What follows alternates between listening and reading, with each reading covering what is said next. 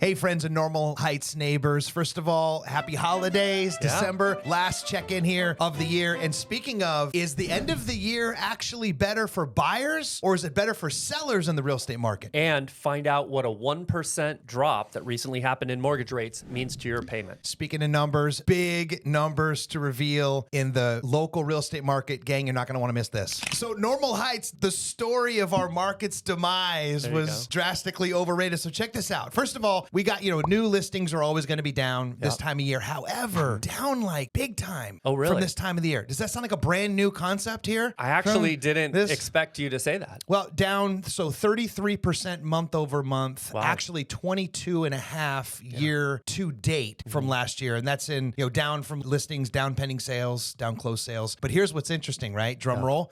Median sales price up 31.1% from last month, meaning last October, and then year to date still up 5.5%. Crazy. So this market, and I'll get to this in a second, but it's so resilient, it's ridiculous. It's like it's inside of this pressure cooker that with maximum with the steam coming out of it, and meanwhile it's inside just chilling with its cocktail, enjoying the beach and just cranking out gains. So what's that tell you about the resilience of your local hood? Right, exactly. And then we talk about coupling that with the drop in mortgage rates. Right. So this was a huge thing. I don't know if everybody was familiar with it if you're not in the market, but rates dropped about 1%. And if we look at something like a $600,000 loan, you're talking about a $400 payment difference between the top of that and the bottom where we are now. So huge impact on buyers' affordability, which may be what we're seeing reflected there in the price increase. So what does that all mean to us here locally, right? So the end of the year is an interesting little moment because it's the opposite of the summer, which everybody knows is like the typical